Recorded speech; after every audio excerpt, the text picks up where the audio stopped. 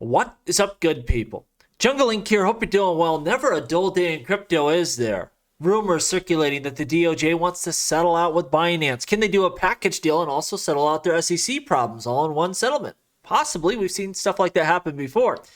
Now, this is what I saw. BNB popping after that report. I'll tell you this. It's incredibly bullish for crypto in general. If we don't have to go the violent route here, massive court case, criminal charges, if this can be settled with the checkbook, home run. Just ridiculous win upon win. Now, I think it's fairly bullish for Binance's international business and for CZ himself. But I'm not so sure about BNB. Not financial advice. Look, I don't know. It's a smart contract blockchain. A lot of people like using it. But I'm not super bullish on BNB right now with everything going on. We'll have to see it play out. The other exchange, jumping in the fray here, Kraken, accused by SEC of operating unregistered security platform and also improperly mixing customer funds. I think that's the big one there that the SEC is really after. And this is especially painful because, well, they just settled with the SEC. They paid him $30 million over their staking as a service. Jesse Powell says the following, former CEO, message is clear. $30 million buys you about 10 months before the SEC comes around to extort you again. I mean, of course, the only reason they forked over that cash is because, they thought they could avoid this and it didn't help anyway. I mean, who cares? Just lump that in with everything else they're dealing with now. You wouldn't want to front pay, a portion of it, especially $30 million worth, if you have to go to court anyway. Says lawyers can do a lot with $30 million, but the SEC knows a real fight will likely cost you $100 million and valuable time. If you can't afford it, get your crypto company out of the U.S. war zone. And that's the key thing.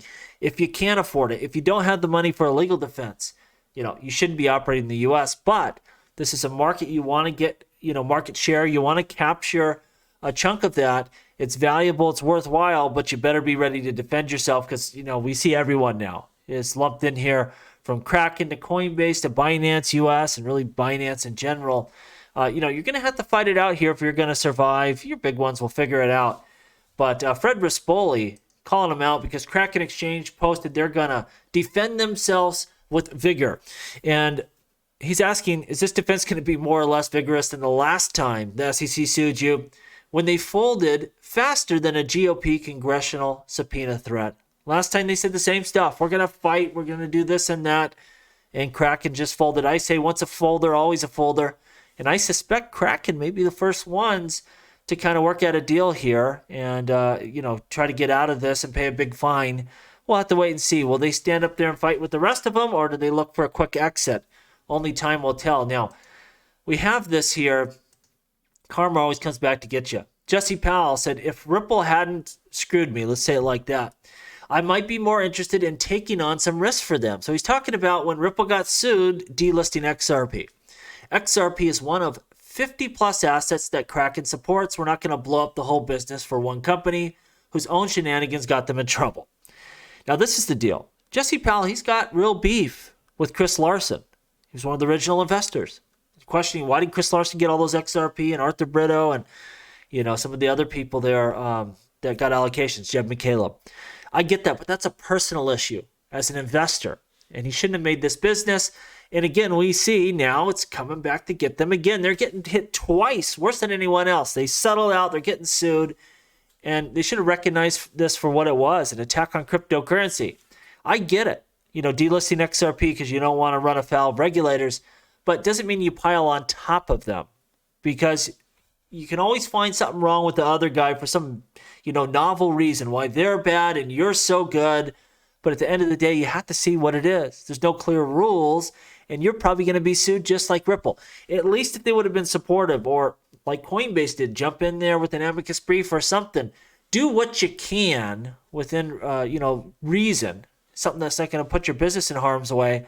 But do what you can to support the people in your industry because your day is coming.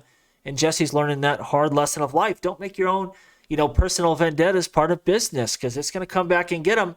And now they could probably use a friendly hand from Ripple and to share information. And maybe they'll give it to them anyway because it's good for all crypto. I don't know. But it's going to be tough to make that call and say, hey, can we talk to your attorneys? Can we pick your brain?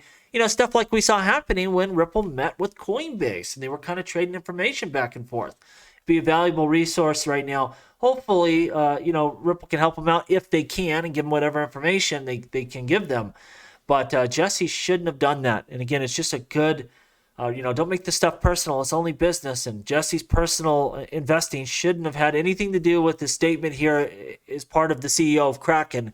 Simply, they should have just delisted because it was the safe business thing to do if they were going to do that at all. Former New York Stock Exchange president buys crypto news site CoinDesk. I think this is interesting for a couple of reasons. Number one, we know that Digital Currency Group is in a lot of trouble. And they had to sell it off. They did not disclosing how much CoinDesk was sold for, a heck of a lot more than they bought it for in 2016. They purchased CoinDesk for a mere $500,000, almost nothing. One of their better investments, I'm sure.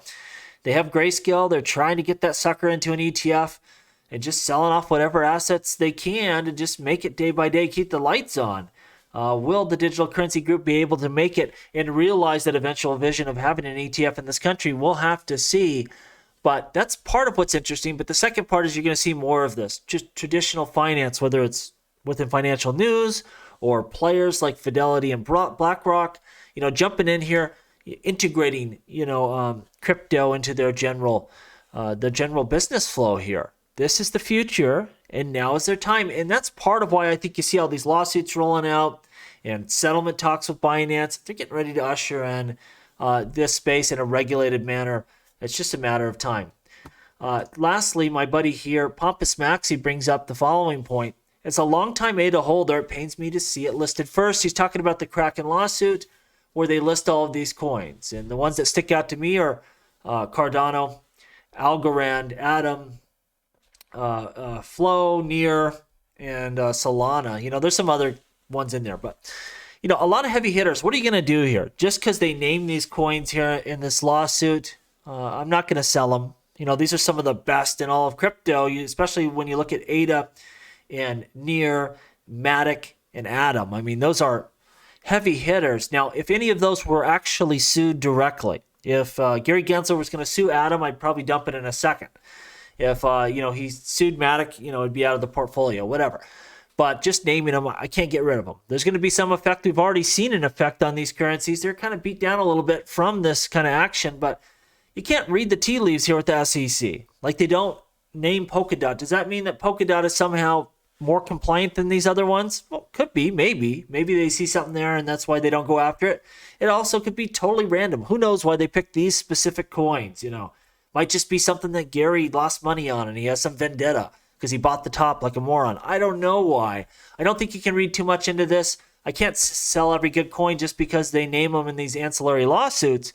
But again, if they go directly after someone, I'll probably dump it in a hot second because I ain't sitting through a whole nother court case like that. There's always some kind of comparable. If you sue ADA, I'll jump the Dot or Atom or Near. There's a lot of good cryptos out there, and I ain't dealing with any that have an active court case, that's for sure.